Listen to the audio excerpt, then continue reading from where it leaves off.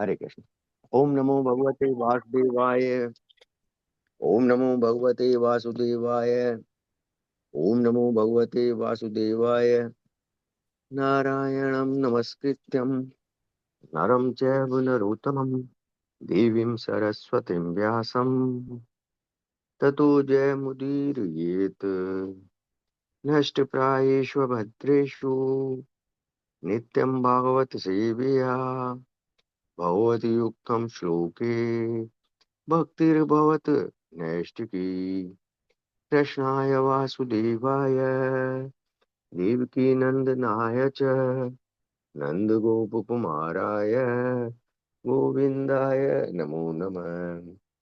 मूकं करोति वाचालं पङ्गुं लङ्घयते गिरिं यस्य कृपातमहं वन्दे परमानन्द माधवम्। मंगलाचरण। ओम अज्ञानतिमिरान्धस्य ज्ञानञ्जनशलाकया चक्षुरुन्मीलितं येन तस्मै श्रीगुरवे नमः। श्रीचैतन्यमनोभीष्टं स्थापितं येन भूतले स्वयं रूप कदा मह्यं ददाति स्वपदान्तिकम्।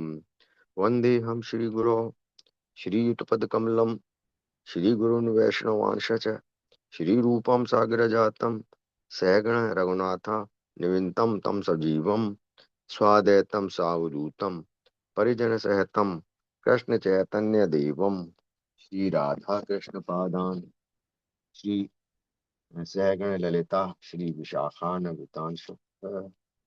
हे कृष्ण करुणा सिंधु दीनबंधु जगतपते गोपीश गोपिका कांत राधा कांत नमोस्तुते। तप्त कांचन गौरांगी राधे वृंदावनेश्वरी वृषभानुसुते देवी प्रणमामि हरिप्रिये। वाञ्छाकल्पतरुभ्यश्च कृपा सिन्धुभ्य एव च पतितानां पावनेभ्यो वैष्णवेभ्यो नमो नमः। नमः ओं विष्णुपादाय कृष्णपृष्ठाय भूतले श्रीमते भक्तिवेदांत स्वामिनेत नामिने। नमस्ते सरस्वते देवे गौरवाणी प्रचारिणे निर्विशेष शून्यवादी पाश्चात्य देश तारिणे। जय श्री कृष्ण चैतन्य प्रभु नित्यानंद श्री अद्वैत गदाधर श्रीवासादि गौर भक्त वृंद। हरे कृष्ण कृष्ण कृष्ण हरे हरे हरे राम राम राम हरे हरे। हरे कृष्ण कृष्ण कृष्ण हरे हरे हरे राम राम हरे हरे। हरे कृष्ण माता जी। दंडवत प्रणाम सबको दंडवत।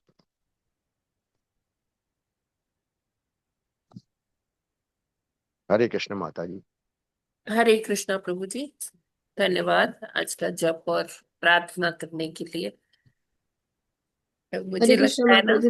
हरे प्रणाम। कृष्णा, मुझे लगता है कि सुबह जैसे सब डिवोटीज नहीं आते, तो अगर जपा चाट होता है ना। हरे कृष्णा प्रणाम माता जी। हरे कृष्णा। हाँ माता जी, 1 या 2 मिनट तक नहीं था ना कोई, तो मैंने शुरू कर हाँ, दिया। तो जपा चाट होता है ना, तो सबको फिक्स रहता है कि मेरे को इस दिन करना है, मेरे को इस दिन, सब अपने हिसाब से आते हैं। ये अच्छा है कि अगर जपा चाट नहीं होगा तो जो लोग सुबह रहेंगे वो ही लोग जपा कर पाएंगे, है ना।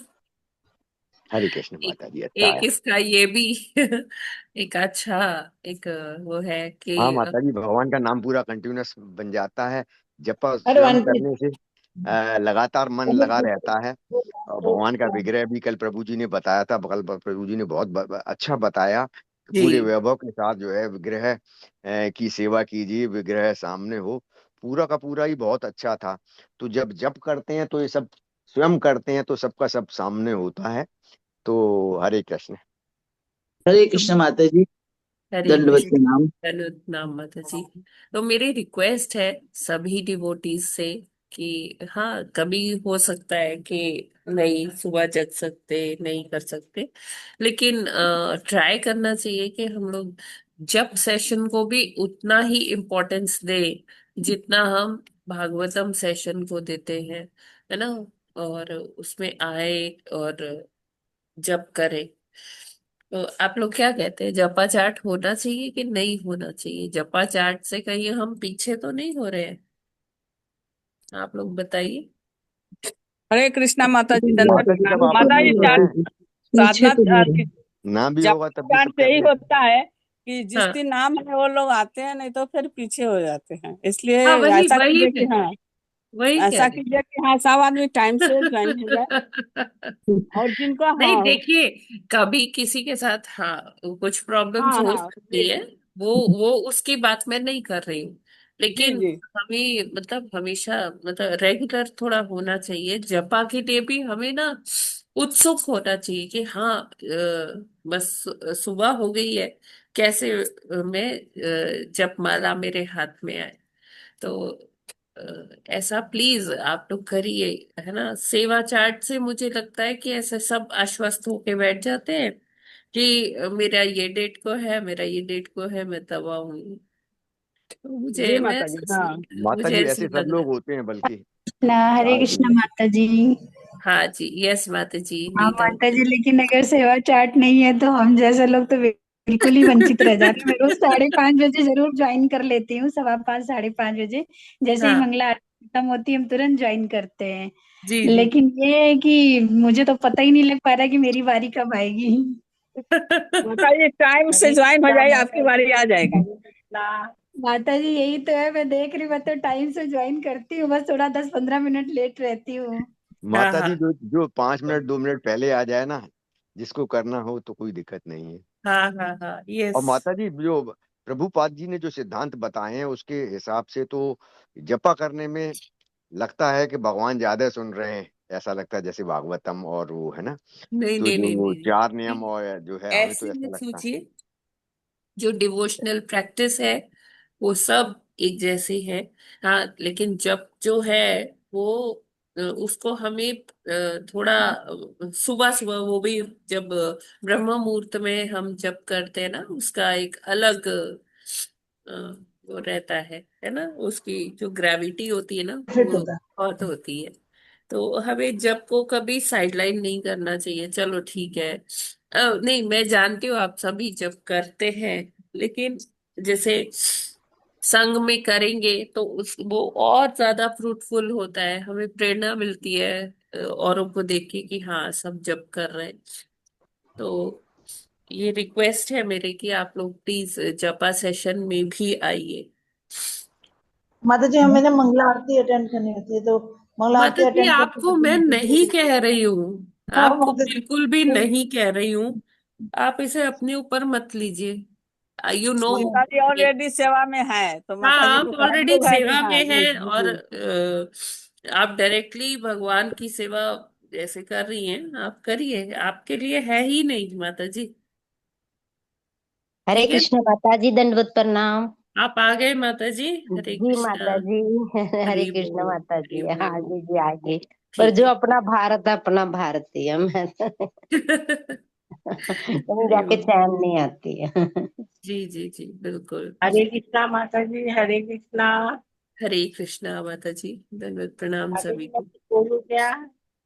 क्या? मतलब मेरा भी मन है जपा करने का, पर हाँ माता जी बिल्कुल करिए, आप आइए, माता कल जी सुबह, मुझे कल सुबह करिए जपा। नहीं, माता जी मेरे को ये आप मंगलाचरण कहते हो ना, तो वो नहीं आता। क्या? जो मंगलाचरण बोलते हैं ना माता जी आप, हाँ तो हाँ, वो तो आप नहीं ले बोलना। लीजिए, आप देख कर पढ़िए उसे। नहीं नहीं माता जी, मुझे पढ़ा नहीं जाता।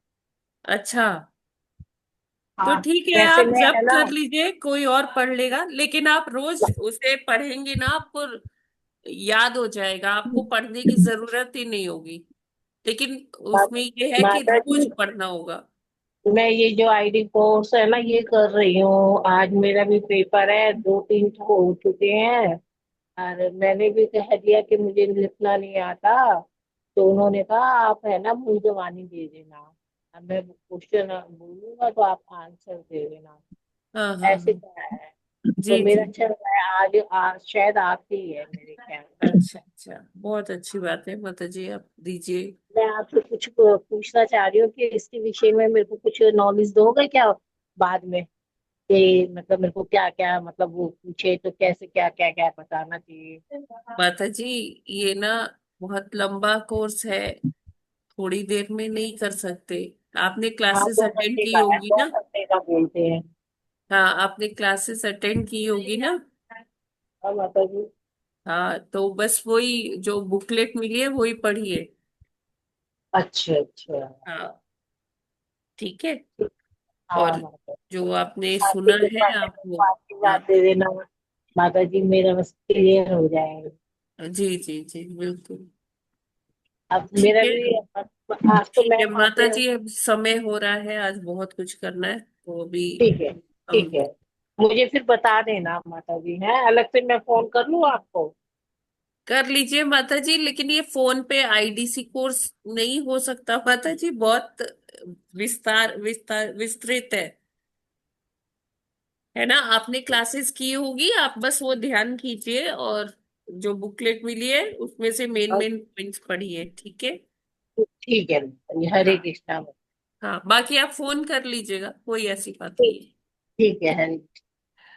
ओके, तो अभी हम लोग थोड़ा चर्चा करने लगे थे, अब हम अपने मेन ट्रैक पर आते हैं। आज का प्रभुपाद जी का कोट, 9 जून है आज, और प्रभुपाद जी क्या कहते हैं? वृंदावन निवृत्ति के लिए है। कृष्ण भावना में वरिष्ठ भक्त अपना पूरा समय भक्ति के लिए समर्पित कर सकते हैं।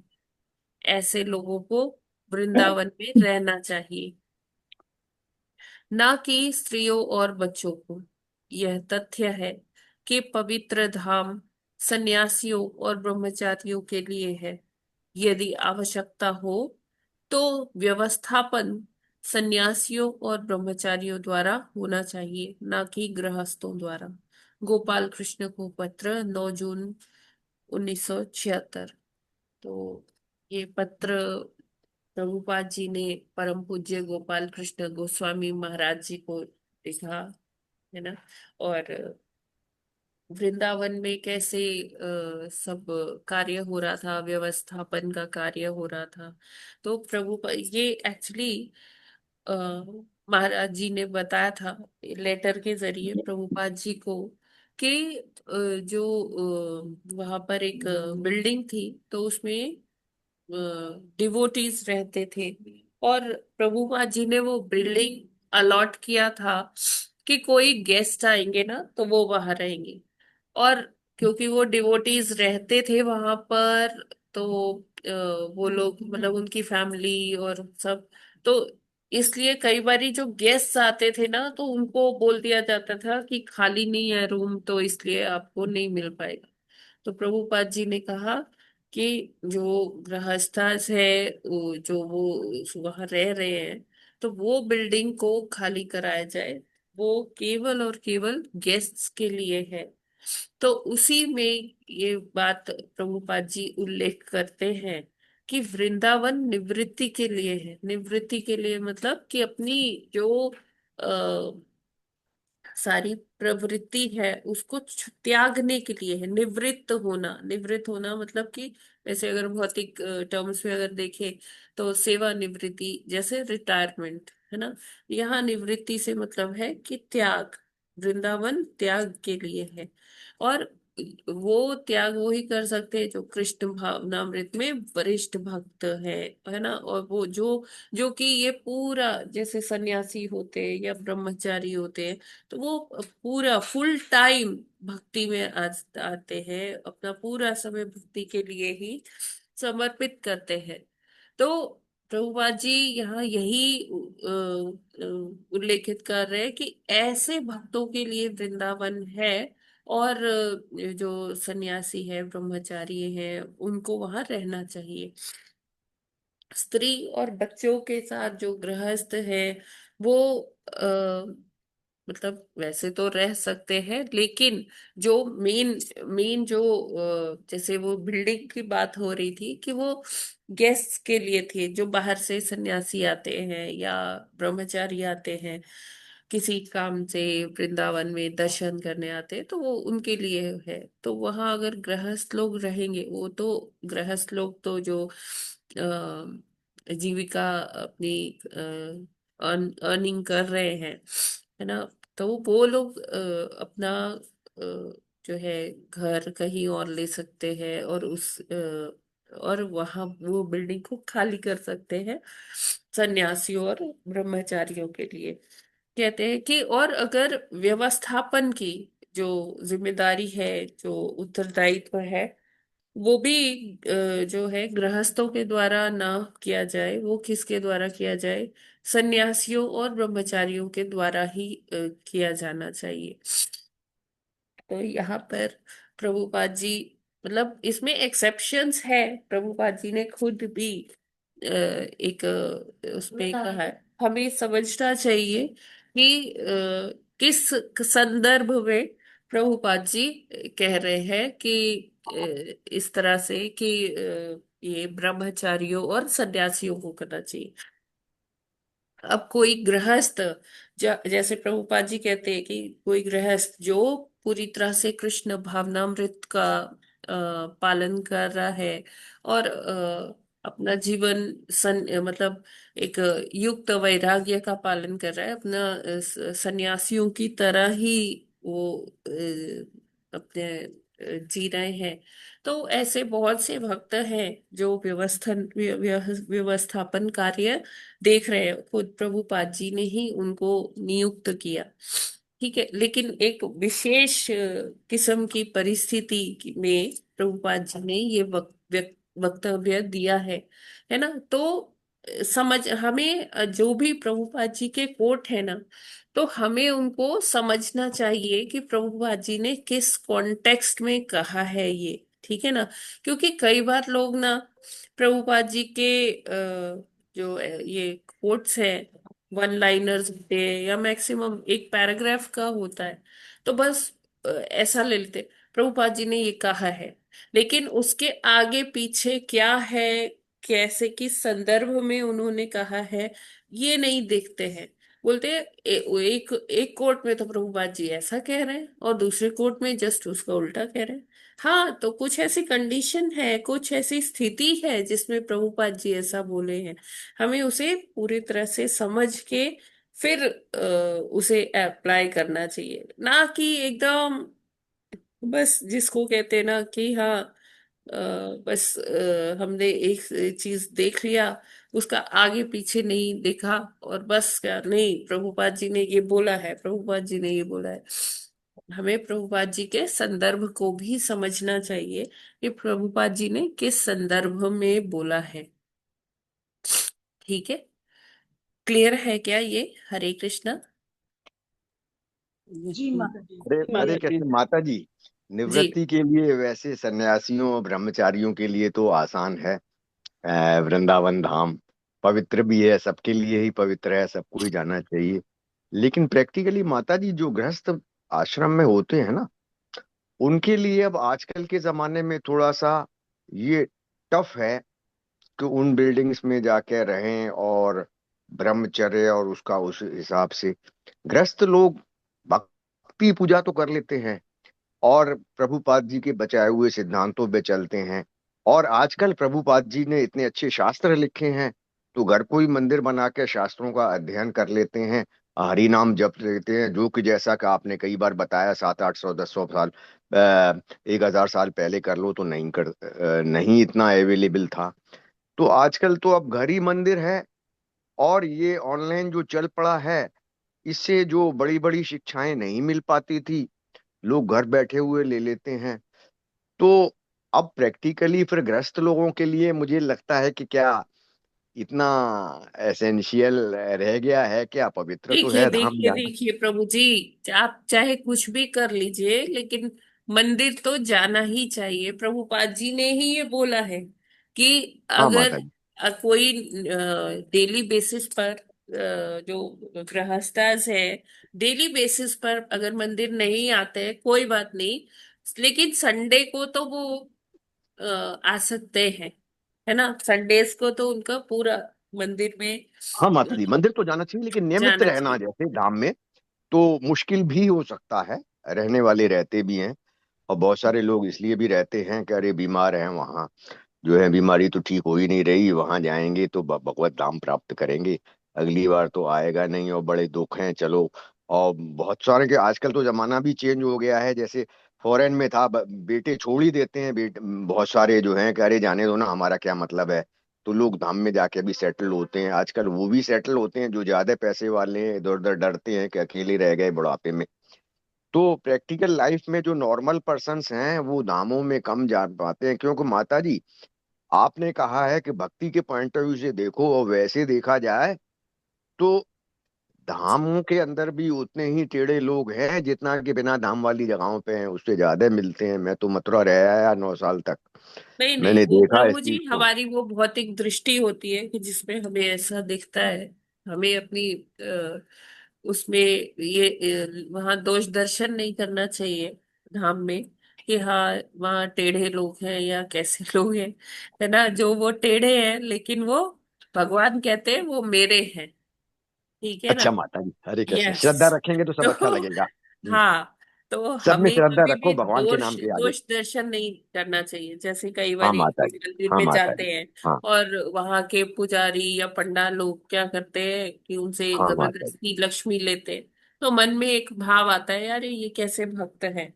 अरे वो भक्त वहां भगवान की मर्जी से है। वो हाँ माता स्वयं जी, नहीं आ श्रद्धा रहे, से जाना भगवान चाहिए। की मर्जी थी इसलिए वो आए हैं। तो हाँ माता अगर जी, वो आपसे मतलब एक ऐसा भाव होना चाहिए कि अगर वो हमसे कुछ ऐसे लक्ष्मी ले रहे हैं तो वो हाँ माता, जो है भगवान की इच्छा से ही ले रहे हैं। तो हाँ धाम में माता, जाके बिल्कुल भी दोष दर्शन ना करें। है ना, हाँ माता, हमारे लिए यही अच्छा होगा। है ना। हाँ माता जी। अब जैसे इस संस्था से जुड़े हुए हैं तो सारी श्रद्धा लेके आए हैं भगवान के नाम में, भगवान के धाम में और भगवान की भक्ति में। तो वैसे ही हर चीज के अंदर पूरी श्रद्धा के साथ आगे बढ़े तो सब प्राप्ति होगी, और सब लगेगा कि ये सब भगवान का ही किया हुआ है। हरे कृष्ण और माता जो जी। ये प्रभुपाद जी का ये कोट था, ये मंदिर के लिए नहीं है। है ना। ये हाँ एक माता जी, एक बिल्डिंग मैंने बताया जहाँ मतलब वो रेजिडेंशियल जो था जगह थी। हाँ माता जी, हरे ठीक कृष्ण माता जी, क्लियर है है। माता जी। हरे कृष्णा। तो अभी हम आगे, ये आज एक 40 फेस्टिवल भी 41। है, हम वो फेस्टिवल का चर्चा करेंगे। और जी उससे पहले हम ना दो तीन श्लोक माता हैं वो हम कर लेते हैं। तो राधिकेश्वरी माता जी, जी हरे माता जी। कृष्णा। माता जी आप ये दो तीन श्लोक जो है वो बस आप पढ़ दीजिए, और फिर हम उसका चर्चा करके फिर वो जो पानीहाटी चिड़ा दही फेस्टिवल है उसकी चर्चा करते हैं। ठीक है। जी माता जी, जी माता जी। 41वां श्लोक सुनाना। जी। 41वां श्लोक। रूप मात्राद्विकुर्णात् तेजसो दैव चोदितात् रसमात्रमभूतस्मादम्भो जिह्वा रसग्रहः। हरे कृष्ण। शब्दार्थ अनुवाद एवं तात्पर्य श्री शील प्रभुपाद जी द्वारा। श्री शील प्रभुपाद जी की जय। शब्दार्थ रूप मात्रा सूक्ष्म तत्व रूप से उत्पन्न, विकुर्वाणात् विकार से, तेजस अग्नि से, दैव चोदिता देवी व्यवस्था से, रसमात्रम सूक्ष्म तत्व स्वाद, अभूत प्रकट हुआ, तस्मात् उससे, अंबा जल, जिह्वा स्वादेंद्रिय, रसग्रह स्वाद ग्रहण करने वाली। अनुवाद। अग्नि तथा दृष्टि की अंतः क्रिया से दैवी व्यवस्था के अंतर्गत स्वाद तन्मात्रा उत्पन्न होती है। इस स्वाद से जल उत्पन्न होता है और स्वाद ग्रहण करने वाली जीभ भी प्रकट होती है। तात्पर्य। यहाँ जीभ को स्वाद का ज्ञान प्राप्त करने का साधन बताया गया है। चूंकि स्वाद जल का उत्पाद है, अतः जीभ पर सदैव लार रहती है। 42वां श्लोक। कषायो मधुरस्तिक्तः कट्वलम्ब इति नैकधा भौतिकानां विकारेण रस एको विविध्यते। हरे कृष्णा। शब्दार्थ अनुवाद एवं तात्पर्य श्री शील प्रभुपाद जी द्वारा। श्री शील प्रभुपाद जी की जय।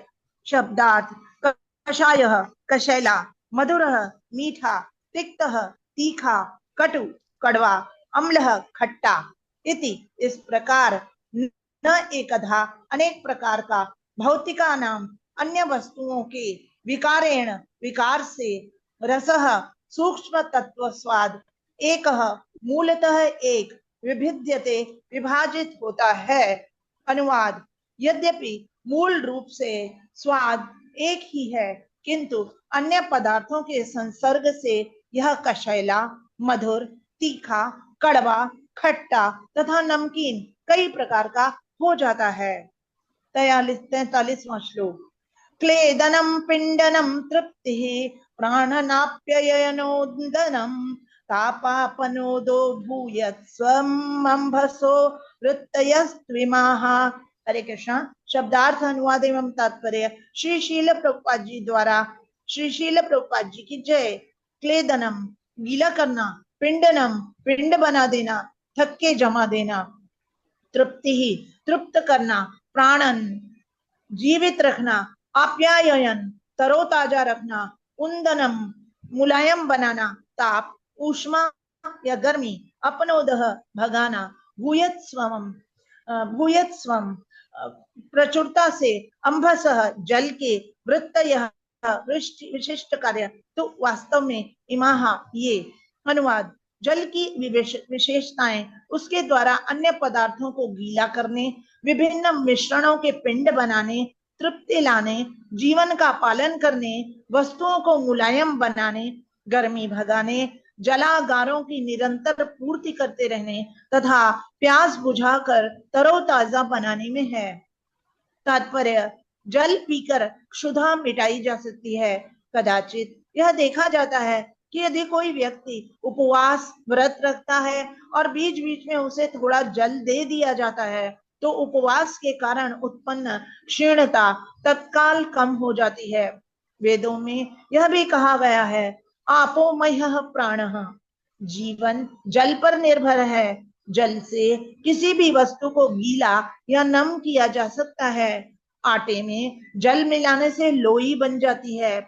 मिट्टी तथा जल बनाने से कीचड़ उत्पन्न होता है। जैसा कि श्रीमद् भागवतम के प्रारंभ में कहा गया है, विभिन्न भौतिक तत्वों को जोड़ने वाला अवयव जल ही है। जब हम मकान बनाते हैं तो ईंटें बनाने में प्रमुख अवयव जल ही होता है। समग्र जगत में अग्नि, जल तथा वायु विनिमयकारी तत्व हैं, किंतु इनमें से जल प्रमुख है। तपते हुए स्थान में जल डालकर अत्यधिक तप्तता दूर की जा सकती है। हरे कृष्णा। माता जी अगला भी पढ़ना है, अगला भी पढ़ते। 44वां श्लोक। रसमात्राद् विकुर्वाणात् दम्भसो दैव चोदितात् गंधमात्रम् अभूतस्मात् पृथ्वी घ्राणस्तु गंधधगः। शब्दार्थ, अनुवाद एवं तात्पर्य श्री शील प्रभुपाद जी द्वारा। श्री शील प्रभुपाद जी की जय। शब्दार्थ: रसमात्रात् सूक्ष्म तत्व स्वाद से उत्पन्न, विकुर्वाणात् विकार से, अंभसः जल से, दैवचोदितात् दैवी व्यवस्था से, गंध मात्रम सूक्ष्म तत्व गंध, अभूत प्रकट हुआ, तस्मात् उससे, पृथ्वी पृथ्वी, घ्राणः घ्राणेन्द्रिय तो वास्तव में, गंधगः सुगंध ग्रहण करने वाली। अनुवाद: स्वाद अनुभूति और जल की अंतः क्रिया के परिणाम स्वरूप उच्चतर व्यवस्था से गंध तन्मात्रा उत्पन्न होती है। उससे पृथ्वी तथा घ्राणेन्द्रिय उत्पन्न होते हैं, जिससे हम पृथ्वी की सुगंध का बहुविध अनुभव कर सकते हैं। माता जी अगला पढ़ना। हरे कृष्णा। माता जी अगले हरे पढ़ने। कृष्णा। नहीं माता हाँ, जी, इतना जी ही करते हैं। तो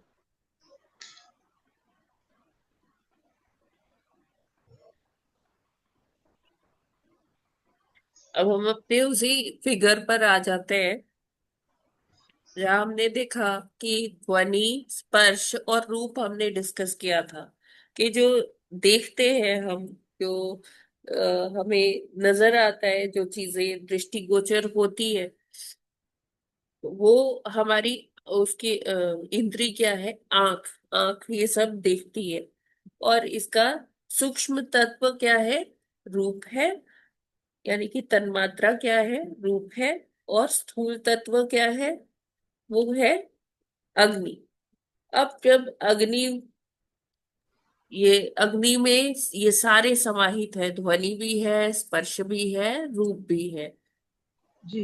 अब जब फिर से भगवान इसमें और इसको एजिटेट करते हैं, इसमें इसको विचलित करते हैं, और तो अग्नि के जो इंटरनल प्रॉपर्टीज है, जो उसकी विशेषताएं हैं, तो वो उसमें क्या आता है, फिर स्वाद का जो तन्मात्रा है वो उत्पन्न होती है, सूक्ष्म रूप से स्वाद तत्व प्रकट होता है। और इस स्वाद से क्या है, जल आता है। ठीक है, तो जो स्थूल तत्व। तो जब हम देखते हैं भगवत गीता में भगवान क्या कहते हैं, जल का जो स्वाद है वो कौन है, वो मैं ही हूँ, है ना। तो ये जो तत्व स्वाद, हाँ, यस। तो जो ये स्वाद है, सूक्ष्म रूप से ये तन्मात्रा है, जो किससे जब ये अग्नि से मिलता है तो क्या बनता है, जल बनता है स्थूल रूप से। ठीक है, और फिर जल को फिर से जब विचलित किया जाता है या उसका उद्वेलन होता है, तो जल में से कौन सी सूक्ष्म तत्व उत्पन्न होता है, गंध। और गंध से क्या आता है, पृथ्वी तत्व आता है। तो ये हमारा ये कंप्लीट फिगर ऐसे होता है कि जब शुरू होता है वो शब्द से आकाश, आकाश पे काल तत्व का जब प्रवेश होता है तो उसमें फिर स्पर्श जो सूक्ष्म तत्व है वो बनता है। और स्पर्श क्या है, ये सूक्ष्म है, तत्व है, और इसका स्थूल तत्व क्या है, वायु है।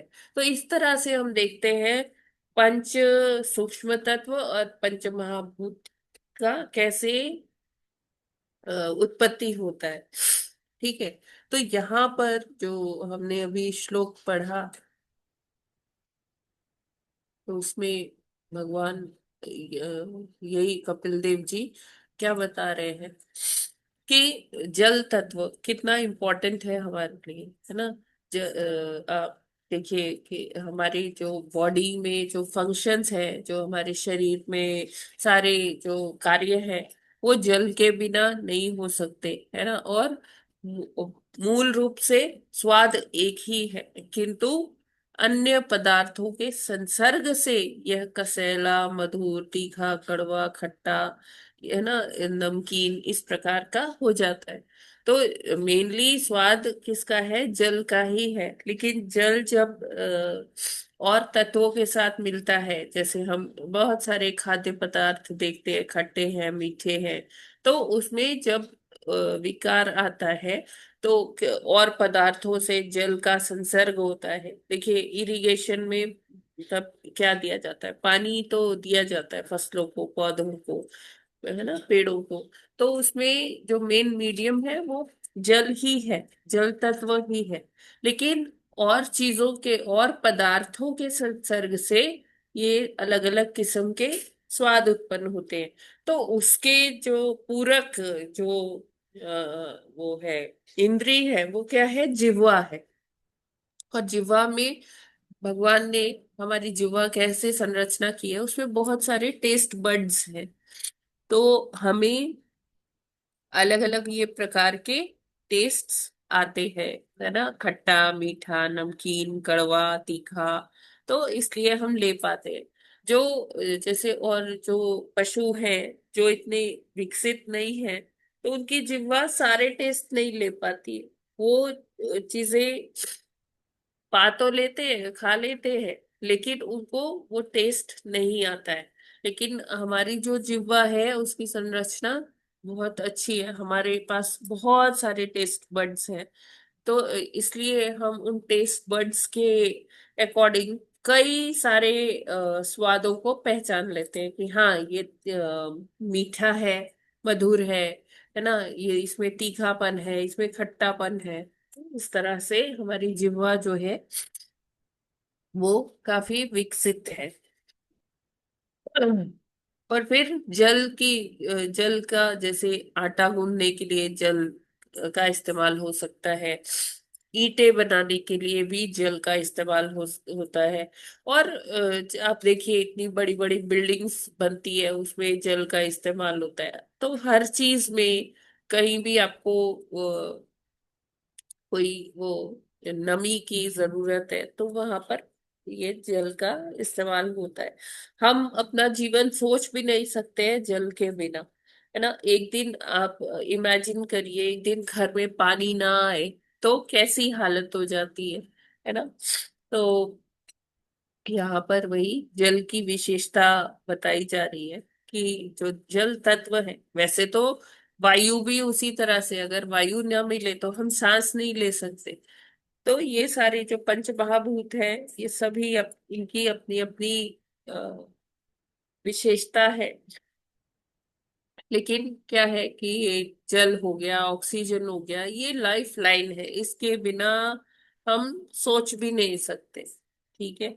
और ये पंच महाभूत जो है, यही क्या है, यही हमारे स्थूल शरीर का ये बेसिस है, फंडामेंटल है पंच महाभूत। इसी से हमारी भौतिक संरचना है, भौतिक शरीर हमें हमारा बनता है। ठीक है। फिर लास्ट में क्या आता है, गंध। गंध मतलब स्मेल। और ये जो स्मेल होती है, सबसे लास्ट का सूक्ष्म तत्व है जिससे पृथ्वी आती है। तो देखिए ये ऐसे है कि जब पृथ्वी पर जल मिलता है, तब क्या होता है, पृथ्वी से सुगंध आती है ना।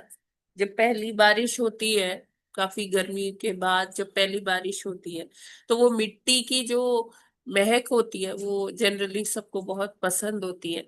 तो वो उसी गंध की बात हो रही है। बाकी फिर वो और पदार्थों से जब ये गंध मिलती है, तो फूल या वनस्पति जो होती है उसमें अलग अलग और चीजों के संसर्ग से वो महक होती है। जैसे अभी हमने जल के का स्वाद में पढ़ा कि जब ये एक स्वाद एक ही होता है, लेकिन और चीजों से जब ये मिलता है तो अलग अलग वो स्वाद बन जाते हैं। तो उसी तरह से जो स्मेल होती है, जो गंध होती है, वो भी एक तरह की होती है, लेकिन जब वो अलग अलग पदार्थों से मिलती है तो फिर क्या होता है कि वो बहुत सारी स्मेल बच जाती है। तो जो हमारी इंद्री है जो गंध के लिए, वो क्या है, नाक है। तो हमारी नाक अलग अलग चीजों को सूंघ सकती है। हमने देखा था कोरोना के टाइम में क्या होता था, जिसको इन्फेक्शन हो जाता था या जो ग्रस्त हो जाता था कोरोना से, उसकी सूंघने की शक्ति चली जाती थी, उसकी टेस्ट करने की शक्ति चली जाती थी। क्यों? क्योंकि वो हमारी इंद्रियों पे डायरेक्टली अटैक करता था वायरस, है ना। कितनी चीजों में टेस्ट नहीं आता था, कितनी चीजों की स्मेल ही नहीं आती थी। तो वो भी एक विचित्र स्थिति थी कि हमारी सेंस ऑर्गन्स पर ही वो अटैक था वायरस का। तो अ, हम देखते हैं कि कैसे ये हमारी जो इंद्रियां हैं, कैसे तन्मात्राओं से जुड़ी हुई है, कैसे वो स्थूल तत्व से कैसे सूक्ष्म तत्व जुड़ा हुआ है। तो इस प्रकार से हम समझ सकते हैं। हरे कृष्णा। इसमें कोई प्रश्न है क्या? हाँ माता जी, भगवान तो बड़े दयालु हैं। ऐसा लगता है कि हाँ। भगवान ने पहले सूक्ष्म तत्व तन्मात्राएं ही बनाया, और तन मात्राओं से ही ऐसा लगता है कि पांचों स्थूल तत्व पृथ्वी जल अग्नि वायु आकाश बना।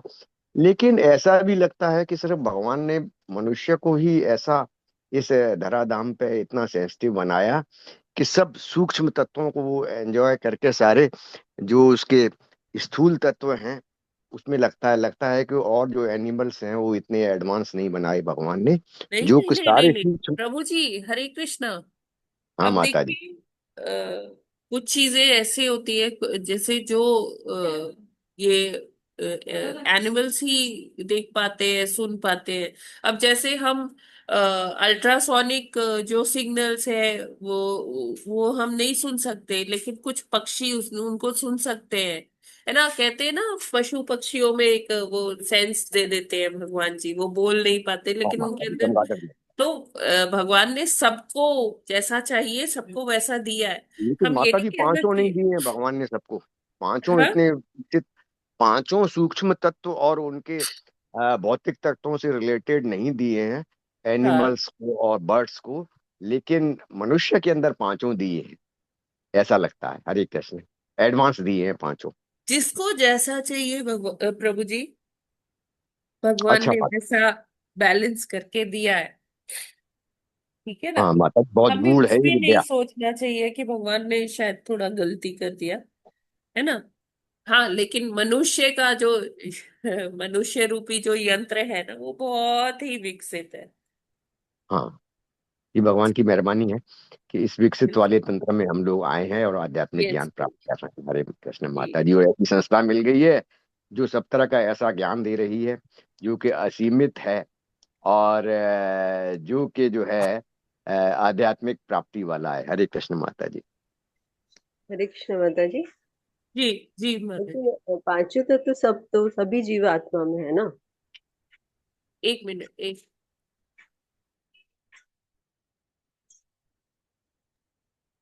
हरे कृष्ण। हरे कृष्ण माता जी, दंडवत हाँ प्रणाम, जी। सभी भक्तों जी को दंडवत माता जी, प्रणाम। बताइए। यही पांचों तत्व सभी जीवात्मा जो भी चेतन है उनमें सब में ही है ना। हाँ पशु हाँ, पक्षियों यस माता में जी। सभी है। तो प्रभु जी कह रहे कि नहीं हम में मनुष्य में, ऐसा नहीं है। सभी जीव नहीं तत्व में है, जैसे पांचों तत्व है। कुछ एक्सेप्शंस है माता जी। माता जी, सूक्ष्म तत्वों हाँ का मैंने कहा कि जो है ज्यादा एडवांस जो है मनुष्य के हाँ अंदर है। हाँ, ये भौतिक जो भौतिक वो जो तो स्थूल तत्व है वो तो सब में है। हाँ सूक्ष्म वही। तत्व में पांचों के पांचों एडवांस नहीं है इतने। हम्म। और माता जी तन मात्रा को हम किस तरह से परिभाषित कर दीजिए अच्छे से, क्या है तन मात्रा का सूक्ष्म गहरी। तत्व, सूक्ष्म अच्छा, तत्व ही तन्मात्रा है। सूक्ष्म तत्व को तन मात्रा कहा हाँ। जाएगा। जी जी, धन्यवाद। हरे कृष्ण। ठीक है ना, जैसे शब्द, जैसे जी जी, स्पर्श, हाँ रूप, समझ में आया। जी ये जी सब तन्मात्रा है। जी, हाँ ठीक है। माता जी, भगवान का विज्ञान कहता है कि पहले उन्होंने सूक्ष्म तत्व डेवलप किए, गंध स्वाद रूप स्पर्श और ध्वनि, और उसी का रिजल्टेंट नहीं था। नहीं नहीं प्रभु जी, ऐसे डेवलप नहीं हुआ। आपने शायद एरोस नहीं देखे। एक हाँ मिनट। माता जी, दोनों तरफ हैं एरोस, मैंने है देखे ना। हैं, आपका चार्ट बड़ा हाँ, अच्छा है वो। हम्म। देखिए, पहले ऐसे नहीं हुआ कि लेफ्ट हैंड साइड पहले कर दिया, ध्वनि स्पर्श रूप स्वाद गंध, नहीं, ऐसा बिल्कुल भी नहीं है। सबसे पहले केवल शब्द था, ध्वनि थी। ठीक है। उससे आकाश तत्व आया। आकाश में फिर कुछ विकृति और डाली, उसका उद्वेलन हुआ। उसपे भगवान ने काल का तत्व डाला, स्वभाव डाला। तो फिर आकाश में से ही क्या जनरेट हुआ? स्पर्श। ठीक है। अब जब ध्वनि और स्पर्श दोनों साथ आए, उससे क्या बनी? वायु। अभी वायु को एजिटेट किया गया, ठीक है, काल के द्वारा, स्वभाव के द्वारा, फिर से। तो रूप डेवलप हुआ, रूप की उत्पत्ति हुई। फिर रूप से जब ध्वनि स्पर्श रूप एक साथ आए, तो क्या बना? अग्नि बना। इस तरह से प्रभु जी स्टेप बाय स्टेप हुआ ये। हाँ माता जी, स्टेप बाय स्टेप दोनों तरफ चलता है, लेकिन जी। एक्चुअल जो है इसको याद करना एक समझ तो किसी हद तक समझते हैं, लेकिन ये विद्या इतनी गूढ़ है कि इसको समझ के याद करना एक मुश्किल बात है। कि रूप भी बन गया, फिर उससे अग्नि भी बन गई, अग्नि से स्वाद बन गया, स्वाद से जो है जल बन गया। तो इसको मेमोरी में रखा जाए, ये एक बहुत टफ काम है। इसको उस समय समझा तो जा सकता है, चार्ट बड़े एक्सप्लेनेटरी हैं, और भगवान ने भी बड़ा एक्सप्लेनेटरी इसमें बताया है इस वाले सेक्शन में, भौतिक प्रकृति के मूलभूत सिद्धांतों में, लेकिन इसको याद करना एक कठिन बात है, नहीं, क्योंकि याद करने की जरूरत भी नहीं है प्रभु जी, हाँ अगर माता, आपको डायग्राम देख के याद आ जाता है। हाँ तो ये ठीक है, देखो डायग्राम देख अच्छा के है समझ लीजिए। है ना। हम एक हाँ इसको याद, देखिए, सांख्य दर्शन यही है कि हम सारी परतें खोल दे। ठीक है हाँ ना। माता, हाँ वो उस ज्ञान से सारी परतें खोल दे। अब हाँ जितनी भी ये एक एक लेयर्स खुलती जाएगी, हम डेफिनेटली हम सबको याद नहीं कर सकते। हाँ ठीक माता है। जी, भगवान कृष्ण लेकिन ने जब, डायरेक्ट दिया है हाँ, ज्ञान। ये होना चाहिए कि जब हमारे सामने आ जाए तब हमें याद भी आ जाए कि हाँ, हाँ हमने माता। ये पढ़ा था। हाँ ठीक है। तो यहाँ पर मेमोरी टेस्ट बिल्कुल भी नहीं है। हाँ यहाँ माता। पर सांख्य के द्वारा हम हर चीज को, उसकी लेयर्स को खोलकर, उसकी परतों को खोलकर ये देखते हैं कि कैसे हर चीज भगवान से ही उत्पत्ति हुई है, उसकी भगवान के इच्छा शक्ति से, भगवान के दृष्टिपात से कैसे सारी चीजों की उत्पत्ति हुई है। अगर हम ये समझ पा रहे हैं कि अंडरलाइन प्रिंसिपल क्या है, कि भगवान ही सर्व कारण कारणम है, बस इतना सा ही हमें समझना है। अगर हमें बहुत सारा लॉजिक, ये सब समझ में नहीं आ रहा है सांख्य, कोई बात नहीं है, उसमें कुछ भी हमें दुखी होने का जरूरत नहीं है, अरे मुझे ये समझ में नहीं आया। हाँ माता। हाँ, हाँ माता। लेकिन हमें प्रयास जरूर करना है। भगवान ने बोला है तो हमें उसे समझने का प्रयास करना है, अपनी बुद्धि के अकॉर्डिंग, जैसे हमें समझ में आ रहा है हमें समझने का प्रयास हाँ करना है। इसको रटने की या याद करने की बिल्कुल हाँ हाँ जरूरत ही माता जी, नहीं है, ऐसे प्रभु ही जी। कल जैसे आपने 7.8 गीता का था, तो भगवान कृष्ण कितना सिंपल बोलते हैं कि हाँ। आसान है आदमी। कल उसमें उन्होंने बोला कि मैं ही जल का स्वाद हूँ, जी मैं जी। ही सूर्य और चंद्रमा की प्रकाश हूँ, मैं ही पृथ्वी की सुगंध हूँ, और मैं ही जो है और भी आया है उसके अंदर, आकाश में शब्द हूँ। तो भगवान कृष्ण ने तो बहुत सिंपल बोला है, जो जी कि और ये उससे पहले जो सतयुग में ये भगवान कपिल हुए हैं, उन्होंने सांख्य दर्शन दिया है। तो वो समझने से काम चलता है, और भगवान कृष्ण वाला सिर्फ हल्का सा देख लो समझ कर तो पता पड़ता है कि सब जगह भगवान कृष्ण ही है, भगवान वही उनका एम है, कि भगवान ही सब चीज में है। उसका मतलब ही ये है, पूरे चैप्टर का ही उसका मतलब ये है। और उस जो कल आपने 7.8 दिया था गीता का, उसका भी यही मतलब है कि सब जगह भगवान ही है और कुछ नहीं है। हरे कृष्ण माता जी। हरे कृष्णा। आई एम सॉरी, आज भी तो बहुत तेज जुकाम सर्दी हो गया है। यस हरे प्रभु जी, कृष्णा आपने माता जी। बिल्कुल ठीक कहा। हरे कृष्णा माता जी। माता जी ये हरे। माता जी, ध्वनि सांख्य थोड़े वाले आगे। की आशिक रही ले लीजिए डायरेक्ट, तो अच्छा रहेगा। छोटे छोटे हैं ये तो। क्या प्रभु जी? रोज ये जो श्लोक हैं, जैसे आज लिए 3-4, तो ये सांख्य दर्शन वाले एक साथ इसी तरह से हो जाए तो शायद ज्यादा अच्छा रहेगा, मुझे लगता है। ये सांख्य दर्शन प्रभु जी, ये पूरा चल रहा है जब से कपिल देव देवहूति माता जी का संवाद चल रहा है ना, पिछले चैप्टर से। ये सारा सांख्य ही है। और अच्छा ये माता जी, थर्टी ध्यान देते। थर्ड चैप्टर तक, 33वें अच्छा चैप्टर माता, तक ये कौन से चलेगा। कौन से चैप्टर तक माता जी? Thirty twenty third third chapter तक। अच्छा 33 तक सब सांख्य ही है माता जी। हाँ अच्छा हाँ देखो। हाँ। यस। हाँ, जितना भी कपिल देव और देवहूति माता जी का संवाद है सब ना प्रभु सांख्य जी, ठीक है। वो हाँ सब सांख्य हाँ, दर्शन के पिछला अंदर वाला ही। आसान था माता जी, जो आए हैं ना। हाँ पिछले जो चैप्टर्स थे वो आसान थे शास्त्र में। ये थोड़ा सा अलग हो हाँ, गया है, तो ये कोई बात है नहीं। थोड़ा सा, ये हाँ वैज्ञानिक दृष्टिकोण से है। तो प्रभु जी, ये जैसे जो लोग बड़े इंक्विजिटिव होते हैं ना, क्यूरियस होते हैं कि ये कैसे हुआ, वो कैसे हुआ, ऐसा कैसे कैसे, उनको सिंपल लैंग्वेज समझ में नहीं आती, उनको चाहिए कि सारी चीज हमें सिद्ध करके बताओ, प्रूव करो। तो हाँ उनके जिनका एनालिटिकल माइंड है थोड़ा सा, तो उनके लिए ये सारे देखिए, भगवान हर तरह से उपलब्ध है। जो जैसी वृत्ति का है ना, जिसका जो जैसे भगवान को समझ ले, भगवान ने हर तरह से अपने आप को विस्तृत किया है, उपलब्ध कराया है, कि जिसकी जैसी चेतना है वो वैसे ही चेतना में मुझे समझ ले। ठीक है। हाँ तो माता जी, हरे। जरूरी नहीं है कि हम सारे ही चीज समझ पाए। हाँ, ठीक सारी है। याद जिसमें, करें जरूरी नहीं। हाँ, जिसमें कथा में किसी की रुचि होती है, कोई लीला सुनना चाहता है, लीला सुन के भगवान से अट्रैक्ट होता है, कोई सांख्य से भगवान से अट्रैक्ट होता है जब वो देखता है, अच्छा इतना इतना काल गणनाएं हैं, ब्रह्मा जी की आयु इतनी है। अच्छा, ब्रह्मा जी की आयु भी भगवान जब एक पलक झपकाते हैं उतनी ही ब्रह्मा जी की। तो ये सारी चीजें ना बड़ी अट्रैक्ट करती है लोगों को। तो तब वो समझ पाते हैं कि भगवान कितने सर्वशक्तिमान है, कितने शक्तिशाली है। तो वो तब भगवान से अटैच हो पाते हैं। कोई हाँ लीला सुनता है कि हाँ भगवान ने ऐसे माखन चुराया, भगवान ने ये किया, भगवान ने ऐसे, कोई इन लीलाओं से अट्रैक्ट होता है। तो भगवान ने कहा कि ठीक है, तुम जैसे अट्रैक्ट हो सकते हो वैसे, मैं तुम्हें उन उस सब फॉर्म्स में उपलब्ध हूँ।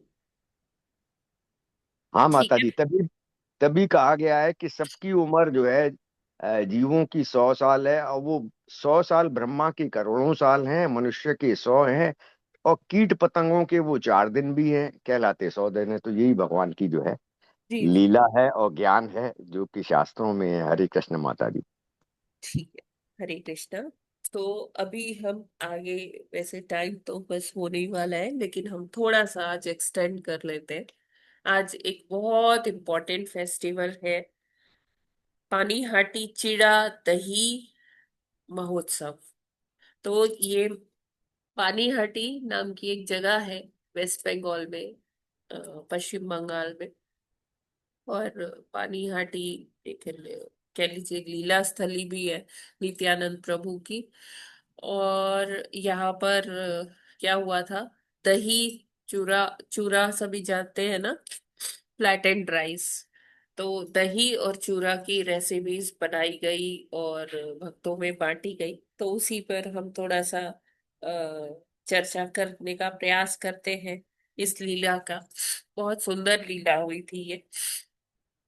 तो क्या था कि जो चैतन्य महाप्रभु है, वो क्या करते थे कि सबको ना ग्रुप्स में बांट के प्रचार करने के लिए भेज देते थे। तो नित्यानंद की जो टोली थी उसमें जो सारे के फॉलोअर्स थे नित्यानंद प्रभु के, वो संकीर्तन पार्टी लेके संकीर्तन करते हुए गांव गांव में जाते थे।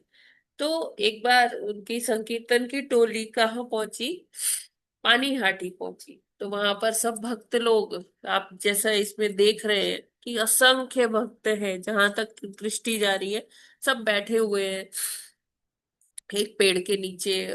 और वहां पर क्या हो रहा है, सब एंजॉय कर रहे हैं, महाप्रभु है, नित्यानंद प्रभु है। और इसमें एक भक्त जिनकी बहुत महिमा बताई गई है, वो कौन है, रघुनाथ दास जी। तो ये हमारे गोस्वामियों में से एक है, षड गोस्वामियों में से एक है रघुनाथ दास जी। तो इसमें अ, क्या क्या होता है कि नित्यानंद प्रभु एक पेड़ के नीचे बैठे होते हैं। और नित्यानंद प्रभु स्वभाव से कैसे हैं कि वो हमेशा ऐसे लाइट मूड में रहते हैं, मजाक करते हैं और संकीर्तन करते हैं, और बहुत ही करुणा मयी है। तो वो ऐसे भक्तों के साथ बैठे थे पेड़ के नीचे। और क्या होता है कि सब भक्त जो है एंजॉय कर रहे थे। और उसमें से दो भक्तों ने देखा कि रघुनाथ दास जी आए हुए हैं। पहले हमें समझना होगा कि रघुनाथ दास जी कौन है। तो रघुनाथ दास जी एक कायस्थ परिवार में से, पश्चिम बंगाल के कायस्थ परिवार में से आते थे। और बहुत धनाढ़ ये परिवार था। और मतलब इनका मतलब बहुत वर्चस्व था। और ये लोग बहुत कुछ सामाजिक कार्य, व्यापार बहुत ऐसे करते थे। समाज के उत्थान के लिए भी बहुत कार्य करते थे। और सबसे ज्यादा इनका व्यापार था। और जो वहाँ के राजा थे उनसे भी उनका ठीक ठाक सा संबंध था। और मतलब लोगों के जन कल्याण के लिए भी ये लोग काफी कार्य करते थे। तो रघुनाथ दास जी उसी परिवार के पुत्र थे। तो ये भी काफी बहुत ज्यादा समृद्धशाली और बहुत ज्यादा कुशाग्र बुद्धि वाले थे। और मतलब इनका नेगोशिएशन पावर इतनी ज्यादा थी, बहुत अच्छे से नेगोशिएशन करते थे। इवन मतलब जैसे बहुत लोग इनसे हेल्प लेने भी आते थे। तो किसी को भी ये कोई सेवा के लिए कोई चीज के लिए कन्विंस कर पाते थे रघुनाथ दास जी। तो ये ना पेड़ की ओट से देख रहे थे कि हाँ नित्यानंद प्रभु जी बैठे हुए हैं, सारे भक्त लोग बैठे हुए हैं। और इनके मन में क्या चल रहा था कि अभी मैं अगर यहाँ जाऊंगा तो बहुत सारे लोग हैं और बहुत मेरा टाइम वेस्ट हो जाएगा। और वो क्या चाहते थे, इनकी रति शुरू से ही ना किन में थी, चैतन्य महाप्रभु में थी। हमेशा उनके चरणों के बारे में सोचते रहते थे, चैतन्य महाप्रभु की लीलाओं के बारे में सोचते रहते थे। और इनके मन में इतना विरह था ना कि मैं कब चैतन्य महाप्रभु से मिलूंगा। तो दो भक्त देख लेते हैं नित्यानंद प्रभु के टोली में से कि वो पेड़ की ओट में से ना रघुनाथ दास जी देख रहे हैं। कहते हैं कि निताई निताई प्रभु यहाँ पर ना, वो देखो वहां पर ना रघुनाथ दास खड़े हैं। तो नित्यानंद प्रभु उनकी तरफ दृष्टि डालते हैं, कहते हैं चोर। हाँ, कहते हैं बुलाओ, ये वहां क्यों खड़ा है, तो इसको बुलाओ। तो जब वो आते हैं रघुनाथ दास जी तो उनको प्रणाम, दंडवत प्रणाम करते हैं। और नित्यानंद प्रभु, ऐसे चैतन्य चरितामृत में आता है, नित्यानंद प्रभु उनको चोर कहकर संबोधित करते हैं। अभी चोर क्यों बोले कि चोर जो कुछ चुरा लेता है। तो इसमें मैं एक कथा सुन रही थी, उसमें एक वक्तव्य देते गौरांग दास प्रभु जी। कहते हैं कि चोर कौन है, जो आपकी कोई संपत्ति चुरा ले, कुछ धन चुरा ले, उसको हम चोर कहते हैं, है ना। तो जैसे जब दशरथ जी का स्वर्गवास हो गया, दशरथ जी ने शरीर त्याग दिया, उस समय राम जी तो वहां थे, वनवास में थे रामचंद्र जी। तो क्या था कि राम जी की अनुपस्थिति में वहां भरत जी ही ज्येष्ठ पुत्र थे। तो ये हुआ कि हाँ भरत जी अंत्येष्टि कार्य करेंगे। तो वाल्मीकि जी ने क्या बोला कि नहीं, जो दशरथ महाराज जी है ना, तो उन्होंने अंत समय में कहा कि कई कई माता, कई कई के साथ जो भरत है वो भी इस चीज में शामिल है। तो मेरे शरीर को भरत ना हाथ लगाए, शत्रुघ्न फिर वहां बचे। तो उन्होंने उनका अंत्येष्टि संस्कार किया महाराज दशरथ का।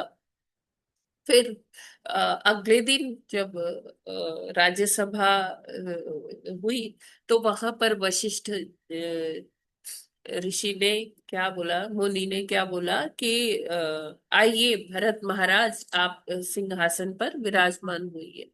तो भरत जी वैसे ही बहुत व्याकुल थे, बहुत ग्लानि हो रही थी उनको, है ना।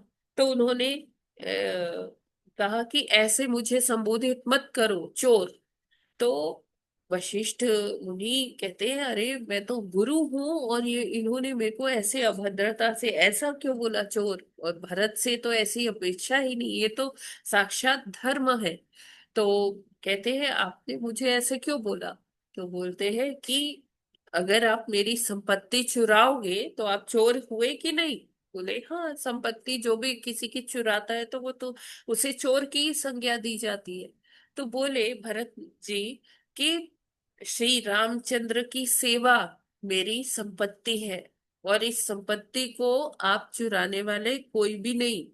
कोई भी मुझसे श्री रामचंद्र जी की सेवा नहीं चुरा सकता है।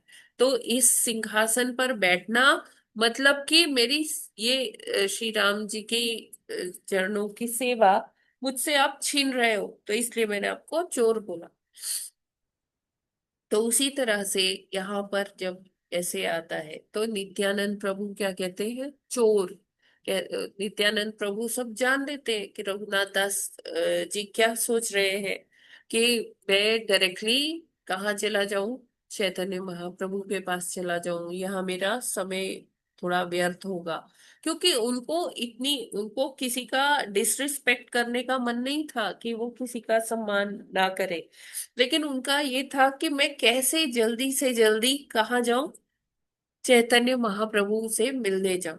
तो वो इसलिए जल्दी जल्दी वहां से जाना चाहते थे, लेकिन नित्यानंद प्रभु ने उन्हें देख लिया। नित्यानंद प्रभु इसलिए उसको बुलाते हैं चोर, कहते हैं कि चैतन्य महाप्रभु मेरे कौन है, मेरे स्वामी है, और मैं उनकी सेवा करता हूँ। तो मुझको आप बाईपास करके डायरेक्टली उनके पास जा रहे हो, तो आप मेरी संपत्ति चुरा रहे हो, चोर हुए। तो यहाँ पर कहते हैं कि अब मैं आपको ना दंड दूंगा। तो रघुनाथ दास जी एकदम सरेंडर हो जाते हैं, एकदम शरणागत होते हैं, कहते हैं कि जी आप मुझे बताइए कि मुझे क्या दंड देंगे, मैं भोगने के लिए तैयार हूँ। तो नित्यानंद प्रभु बहुत करुणामयी है, दंड भी दे रहे हैं तो कैसा दंड दे रहे हैं, कहते हैं कि आपको जितने ये वैष्णव बैठे हैं, इन समस्त वैष्णवों के लिए आपको दही और चूरा वो अवेलेबल कराना है, वो इनको प्रसाद खिलाना है। तो कहते हैं कि ठीक है, और वो खुश हो जाते हैं। ये जो उनको दंड मिलता है ना, रघुनाथ दास जी को बहुत खुश हो जाते हैं कि उनको अवसर मिल रहा है फैसिलिटेट करने का, किसे, जो वैष्णव है, स्वयं नित्यानंद प्रभु है। तो वो क्या करते हैं, सब अरेंजमेंट्स होते हैं। वो इतने धनाढ्य परिवार से थे कि अगर नित्यानंद प्रभु उनको बहुत अच्छा, मतलब एकदम रिच डाइट जैसे कुछ भी बोलते, अ, वो भी उपलब्ध करा सकते थे, है ना। बढ़िया फुल मील जिसे हम कहते हैं, सब कुछ उपलब्ध करा सकते थे। लेकिन नित्यानंद प्रभु यहाँ ये दिखाना चाहते हैं कि वैष्णवों की सेवा करना कोई बहुत कठिन कार्य नहीं। कोई अगर बहुत धनी मानी नहीं भी है, तब भी वो वैष्णवों की सेवा कर सकता है। जैसे उल्लेख आता है कि सुदामा जी जब भगवान के घर जाते हैं द्वारिकापुरी, तो सुदामा जी क्या लेके जाते हैं, क्या बोलते हैं, सुदामा के तंदुल, सुदामा जी चावल लेके जाते हैं, या कहीं कहीं ऐसा भी आता है कि वो ये फ्लैटेंड राइस पोहा ही लेके जाते हैं। तो भगवान उसी पोहे पर रीझ जाते हैं, उनको त्रिलोकी की संपत्ति दे देना चाहते हैं, है ना। तो भगवान को या भगवान के भक्तों को प्रसन्न करना कोई बहुत मुश्किल कार्य नहीं है ना। सिंपल से पोहा से या दही से, दही चूरा से भगवान को, भगवान के भक्तों को प्रसन्न किया जा सकता है। अब तैयारी शुरू हो गई ये दंड को भोगने की, यानी कि रघुनाथ दास ठाकुर दही चूरा का अरेंजमेंट करने लगे। बहुत सारे मटके खरीदे गए, बहुत सारे मटके, क्योंकि भक्त लोग बहुत सारे थे। और मटके खरीदे गए, दही आया, चूरा आया, और इस सबको मिलाकर, दही चूरा मिलाकर उसमें कुछ भक्त, मतलब जो वहां के व्यापारी थे, दुकानदार थे, उनको भी पता चला कि अरे वाह, नित्यानंद प्रभु जी आए हैं अपने टोली लेकर, तो हम भी चलते हैं। तो वो सारे लोग भी आ गए, कोई केला ला रहा है, कोई आम ला रहा है, कोई उसमें रोज पेटल्स, गुलाब की पंखुड़ियां किसी के पास है। तो ये सारी चीजें, सारे फल वगैरह मिलाकर दही चूरा उसी में, और उसको मीठा उसमें शक्कर डालकर ये पूरा तैयार होता है दही चूरा। और फिर क्या होता है कि नित्यानंद प्रभु देखते हैं कि रघुनाथ दास ठाकुर जी सबको बहुत अच्छे से, उन्होंने दो दो मटके सबके पास रखे। आप फिगर में देख पा रहे हैं, हर किसी के पास दो दो मटके रखे हुए हैं, देख रहे हैं आप। जी हरे माता जी जी है ना। जी। तो ये दो दो मटके रखने का क्या मतलब है कि चूरा कई प्रकार का बनाया गया, है ना। जैसे अभी मैंने आपको एक रेसिपी बताया कि सब फल वल डाल के मीठा मिला के दही में दही चूरा हो गया। किस एक जो चूरा, मतलब एक ड्रम में जो चूरा तैयार हुआ वो कैसा हुआ, दूध के साथ चूरा। कोई और चूरा जैसे नमकीन चूरा भी देते हैं, जैसे दही में नमक मिला दीजिए, काली मिर्च मिला दीजिए, है ना, और ये कुछ खीरा वगैरह डाल दीजिए। तो इस तरह से भी था। तो सबके पास दो दो मटके रखे गए, तो उल्लेख आता है कि एक में दूध चूरा है और एक में दही चूरा है। ठीक है, तो भक्त लोग बहुत मतलब उत्साहित है, सभी सेवा कर रहे हैं कि कोई मटके बांट रहा है, कोई उसमें सर्विंग कर रहा है। तो वहां पर नित्यानंद प्रभु आवाहन करते हैं अपने मन में, किसका, भगवान श्री चैतन्य महाप्रभु का। और नित्यानंद प्रभु बुलाए और चैतन्य प्रभु महाप्रभु ना आए तो ऐसा तो हो नहीं सकता। तो नित्यानंद प्रभु ने उनका आवाहन किया। अभी नित्यानंद प्रभु ही देख पा रहे हैं कि चैतन्य महाप्रभु आए। और नित्यानंद प्रभु क्या करते हैं, हर मटके में से थोड़ा थोड़ा लेते हैं और महाप्रभु को देते हैं। और फिर महाप्रभु भी क्या करते हैं, हर मटके में से वो भी निकालते हैं, थोड़ा थोड़ा लेते हैं और वो नित्यानंद प्रभु को खिलाते हैं। तो इस तरह से दोनों का आदान प्रदान बहुत सुंदर होता है। अब जो है, आप देख पा रहे हो कि ये सारी जो लीला हो रही है ना, ये केवल नित्यानंद प्रभु और चैतन्य महाप्रभु के बीच में हो रही है। अब नित्यानंद प्रभु डिक्लेयर करते हैं, ऐलान करते हैं कि अब आप लोग अभी अपने मटकों में से पाना शुरू करिए प्रसादम। महाप्रभु ने भोग लगा लिया है। तो सब भक्त एकदम उत्साहित होकर बोलते हैं, हरि हरि हरि हरि हरि हरि। और ऐसे हरि हरि की मस्त गुंजायमान ध्वनि के बीच में सभी भक्त प्रसाद पाते हैं। और रघुनाथ दास जी भी बड़े कृतज्ञ भाव से सबका अ, अ, जो है स्वागत करते हैं सबको। स्वर्ण मुद्राएं भी देते हैं थोड़ी थोड़ी। और फिर उनका नित्यानंद प्रभु से संवाद होता है।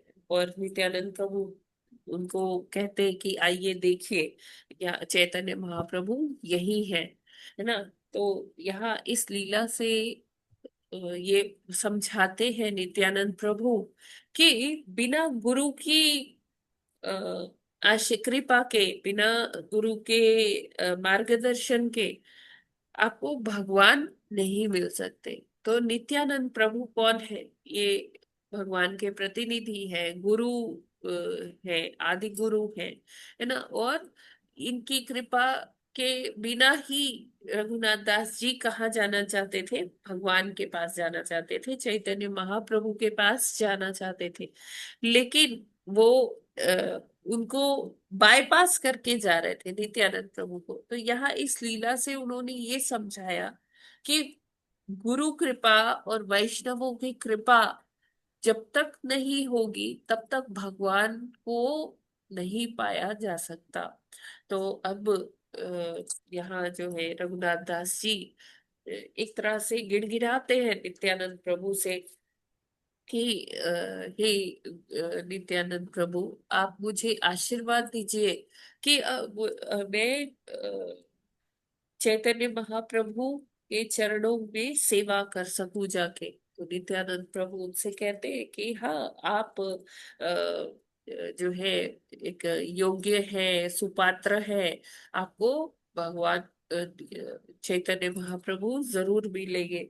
और गुरु की कृपा के बिना, मतलब जब इन वैष्णवों से कहते हैं कि ये वैष्णवों से आप आशीर्वाद मांगिए, स्वयं भी वो कहते हैं कि आप रघुनाथ दास जी को अपना आशीर्वाद दीजिए कि ये आगे जाकर इस, महाप्रभु के चरणों में अपनी सेवा दे पाए। तो सभी वैष्णव उनके लिए प्रार्थना करते हैं। और फिर इस तरह से नित्यानंद प्रभु कहते हैं कि आप जाइए और आपको भगवान चैतन्य महाप्रभु मिलेंगे। और तभी नित्यानंद प्रभु उनका बहुत ही महिमा मंडन भी करते हैं। कहते हैं आप लोग सुनिए पहले कि ये जो रघुनाथ दास जी है ये है कौन। कहते हैं कि ये तो अरबों खरबों के मालिक हैं, है ना। ये चाहे तो अपना जीवन बहुत ही ऐश्वर्य में बिता दे, लेकिन इन्होंने ये सब नहीं किया, है ना। तो जो मतलब जहाँ ऐश्वर्य है वहां हम जब माया में ही लिप्त हो जाते हैं तो हम भगवान की प्राप्ति करना थोड़ा संशय होता है। ये सब कुछ त्याग के आए हैं, और जो सब कुछ त्याग देता है उसको तो भगवान मिलेंगे ही मिलेंगे। तो अ, रघुनाथ दास जी जो से कहते हैं कि आप जाइए, आपकी यात्रा मंगलमय होगी, और भगवान श्री श्री चैतन्य महाप्रभु आपको जरूर मिलेंगे, दर्शन होंगे आपको उनके। तो अभी ये रघुनाथ दास जी जैसे सड़क जैसे होती है, मेन जो रास्ता होता है उससे ना जाके जल्दी से पहुंचना चाहते हैं, वन वन भाग कर जाते हैं कि रास्ते में उन्हें और कोई ज्यादा मिले नहीं, और वो जल्दी से उनका जो मार्ग है वो पूरा हो जाए और वो दर्शन कर पाए। तो ये है छोटा सा, मैंने संक्षिप्त रूप में आपको बताया कि ये पानी हाटी चिड़ा दही महोत्सव क्या है। तो आशा है आप लोगों को अच्छा लगा होगा। और आज आप लोग भी क्या कर सकते हैं, भगवान को दही चूरा अलग अलग फ्लेवर्स में आप उनको भोग लगा सकते हैं। बहुत ही सरल है, इसमें कोई कुकिंग भी नहीं करनी है। दही लेना है, चूरा चूरा धोकर उसे थोड़ी देर भिगो दीजिए, मतलब भिगोना नहीं है, मतलब धोकर उसे आप रख दीजिए। तो वो जैसे हम पोहा बनाते हैं, तो उसमें दही मिला के तो कुछ नमकीन फ्लेवर, कुछ मीठा, तो इस तरह से आप कई फ्लेवर्स में भगवान को दही चूरा ऑफर कर सकते हैं। हरे माता कृष्णा। जी चूरा गुरु ये श्रील पोहा ही प्रभुपाद होगा। की जय। हरे यस। कृष्ण माता जी। हाँ हरे जी। कृष्ण माता जी। माता जी पोहा पोहा ही लेना दही दही के साथ। चूरा दही जो कह रहे हैं आप, पोहा ही लेना दही को मिक्स करने के लिए जो दूध में। जी माता जी। हाँ माता जी, अच्छा ये दही चूड़ा फेस्टिवल है ना। ना, हाँ मैंने पोहा ही लेना है ना, हमने पोहे तो है ना। हाँ हाँ पोहे तो ठीक है लेना। चूड़ा माता जी। पोहा को ही तो कहते हैं माता जी। ठीक है माता जी। मैंने क्लियर करना था थोड़ा, थोड़ा क्लियर करना। ठीक है हाँ माता हाँ जी। हाँ जी। ठीक है माता जी।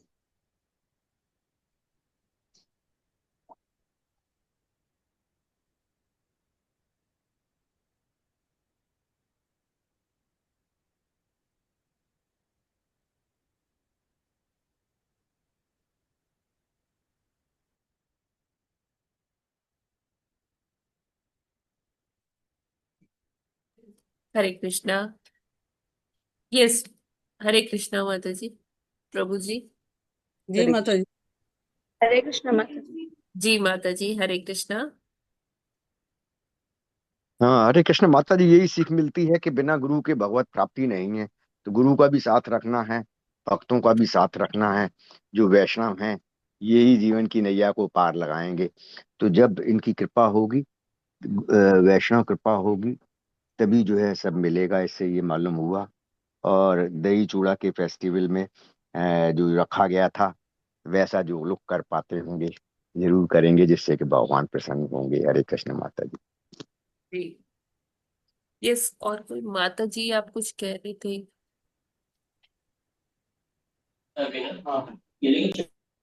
हरे कृष्णा।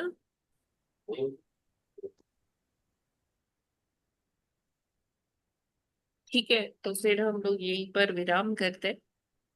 हरे आज। कृष्ण माता जी, धन्यवाद प्रणाम। हाँ जी माता जी, दंडवत प्रणाम। माता जी। जी बोलिए हरे माता जी। कृष्ण। कहिए कहिए माता जी। हरे कृष्ण माता जी। हाँ जी माता जी, मुझे सुनाई दे रहा है, आप बोलिए। हाँ माता जी, मैं ये पूछ रही उसमें ना आप बोल रहे थे ना कि वाल्मीकि जी ने भरत जी को चोर कहा, तो और पीछे वशिष्ठ जी आप बोल रहे हैं, बाद में बताया था आपने कि वशिष्ठ जी ऐसे बोल रहे हैं कि भरत ने मुझे ऐसे क्यों कहा। हाँ हाँ तो माता मतलब जी। वाल्मीकि जी ने चोर कहा था उनसे कि वशिष्ठ जी ने कहा था क्या? भरत जी और वो समझ में नहीं आया। वशिष्ठ जी का संवाद चल रहा था। हाँ तो अच्छा, भरत जी उसमें ने वो गलती से वशिष्ठ जी को, गलती से आपने वाल्मीकि जी बोला होगा फिर। अच्छा मैंने वाल्मीकि बोला क्या? हाँ तो मैं क्षमा चाहती हाँ हूँ, वाल्मीकि जी नहीं, हाँ, वशिष्ठ जी। पहले वाल्मीकि जी बोला था कि वाल्मीकि जी ने वो चोर कहा, फिर बाद में आप बोल रहे थे कि वशिष्ठ जी कह नहीं रहे थे कि नहीं, ये ऐसे वाल्मीकि कैसे अगर बोल मेरे रहा मुंह है। से निकला है तो वो गलत निकला है माता जी। हाँ ये संवाद भरत जी और हाँ वशिष्ठ मतलब, जी के बीच में। हाँ मैं वही तो कह रही, आप बाद में तो वशिष्ठ जी का और उनका संवाद कर रहे अच्छा हैं, अभी अच्छा, हाँ वाल्मीकि वशिष्ठ जी जी, वशिष्ठ या तो और, गलती से। हाँ नहीं जी। माता जी, वो तो अपने आप अंडरस्टूड हो गया ना, वहां पे वशिष्ठ जी हैं, वाल्मीकि जी नहीं है, हाँ वो नहीं, तो वो है, मेरे मुंह इसलिए से भी गलत निकला होगा पॉइंट माता आउट जी, किया। हाँ, ये ना क्षमा ना, वो चाहती तो हूँ। अंडरस्टूड ही था ना। हाँ नहीं, कई बार ना ऐसा होता है ना कि हम भी गलत हो, हाँ हाँ, मतलब नहीं नहीं, जो कोई बात नहीं माता जी, अच्छा हुआ आपने क्लैरिफाई कर दिया, अच्छा है। हाँ, तो मैं कह रही पूछूंगी फिर ठीक है जी। फिर बीच में ये नित्यानंद जी की बात चली गई हाँ तो। हाँ हाँ माता जी, चंदन वाला चल रहा है क्या महा महोत्सव? अभी तो हम लगा ही रहे हैं, आपने कहा था 1 महीने का है हाँ, नहीं भगवान को जो वो अगर। जी अब, हाँ चंदन यात्रा अब खत्म है, हो चुकी है। अभी अच्छा अब माता। दूसरी यात्रा शुरू होने वाली है, स्नान यात्रा। ठीक है ना, अच्छा, वो 11 फिर आप जून को है, बताइएगा क्या है। 11 जून को है स्नान यात्रा, तो उस दिन हम चर्चा करेंगे क्या है एक ही स्नान एक ही यात्रा। दिन की है माता जी वो? हाँ हाँ, यस प्रभु जी। चलिए माता वो जी, हम भी देखते जगन्नाथ, हैं कोई ऐसा विग्रह ले लेते हैं जिसको कि स्नान भी करवाया जा सके, और जिसके के जो है वस्त्र आभूषण वगैरह, यहाँ वस्त्र यहाँ वो किया जाए, जय जय। क्योंकि अब हम समझेंगे 11 तारीख को कि क्या बताती हैं आप, और किस तरह का विग्रह होता है ये भी देखेंगे ना। छोटा जी होना नेचुरल है। नहीं, वो जगन्नाथ जी का है, जगन्नाथ जी काठ के उनके विग्रह होते हैं, जगन्नाथ अच्छा बलदेव अच्छा। सुभद्रा महारानी जी के। हाँ माता जी, जो रोज जो श्रृंगार करते हैं लोग, और जरा अब आज तो टाइम बहुत हो गया है, फिर बताइएगा कि उसको किस तरह से करना होता है। जैसे भगवान को जो है वो नहलाते भी हैं, श्रृंगार भी करते हैं, और वस्त्र जी भी बदलते हैं। वो कभी बिल्कुल थोड़ा हमें बिल्कुल। समझ में आ जाए ना, तो फिर हम थोड़ा उसको अपना लेंगे। ठीक है प्रभु जी। हरे कृष्ण माता जी। ठीक है, तो आप लोग का बहुत समय ले लिया मैंने आज, 7:22 हो गया है, माफ कीजिएगा, लेकिन ये इम्पोर्टेंट डे था, दही चिड़ा महोत्सव। तो आशा है आपको आज की कथा अच्छी लगी होगी, लीला जो है ये, और इसके बारे में आप और भी पढ़ सकते हैं, अपने घर में भोग लगा सकते हैं भगवान को, और अपने परिवार में अपने मित्रों को ये लीला के बारे में बता सकते हैं। तो हम लोग आज यहीं पर हरे विराम कृष्णा। करते हैं, अच्छी कहानी है माता जी। हम लोग आज यहीं पर विराम करते हैं। ग्रंथराज जय श्रीमद् कृष्ण भागवतम की जय, माता की जगत गुरु जय श्रील प्रभुपाद की जय, की की जय, जय। आचार्य हरिदास ठाकुर की दास ठाकुर जय, की की जय, पानी जय। हांडी छिड़ा दही महा की महोत्सव की महोत्सव जय, की की जय, नंद जय। मोदी वैष्णव भक्त वृंद की भगवान जय, की जय, वांछा कल्पतरुभ्यश्च कृपा जय कृपा सिंधुभ्य की सिंधु एव जय। पतितानां पतिता नाम पावनेभ्यो पावनेभ्यो वैष्णवेभ्यो नमो वैष्णवेभ्यो नमः। नमो नमः। हरे हरे कृष्ण माता जी, कृष्णा। माता जी बस एक चीज पूछनी है। माता जी, ये कौन सा स्कंद चल रहा है और अध्याय और श्लोक संख्या? अच्छा माता जी, तृतीय स्कंद और 26वां अध्याय, आज हमने 41, 42, 43 श्लोक पढ़ा माता जी। ठीक है माता जी, थ्री ठीक है। 26, 41, 42, 43। 326, 41, 42, 40 43। जी। धन्यवाद देखो माता जी। तो आएगी ना उसमें। सबको मधु दही माता चूड़ा जी, बहुत मधु जय हो। अग्रवाल माता जी, आप कुछ कह रही थी? हरे कृष्णा माता जी। हाँ जी माता जी। बस यही विराम लेने के लिए आप कह रहे थे ना, तो क्या? भागवत का विराम ले रहे थे ना आप, इसलिए। अच्छा अच्छा अच्छा अच्छा अच्छा, जी जी जी, हम्म, ठीक है माता जी। ह- हरे हरे कृष्णा माता जी, 44 तक हरे हुआ है कृष्ण। ना आज? हाँ 44 तक जी। जी जी जी। हरे कृष्णा ठीक है, माता जी। हाँ, हरे 41, 42, कृष्णा 43, 44 जी। जी। ठीक है, सभी माता जी प्रभु जी को हरे कृष्णा, दंडवत प्रणाम। और जो भी मुझसे हरे भूल कृष्णा चूक माता जी, जी, दंडवत थैंक यू कथा माता प्रणाम। जी। बोलते हरे हुए कृष्णा माता जी किसी हरे रिगार्डिंग तो को आई कृष्णा। प्लीज मुझे क्षमा करिएगा। मेरा भी तो जी को हरे दंडवत कृष्णा। प्रणाम। हरे कृष्णा हरे बाबा, कृष्णा। धन्यवाद सभी प्रणाम को सभी प्रभु जी सादर और सभी माता जी प्रणाम। को हरे धन्यवाद कृष्णा। प्रणाम। हरे कृष्ण।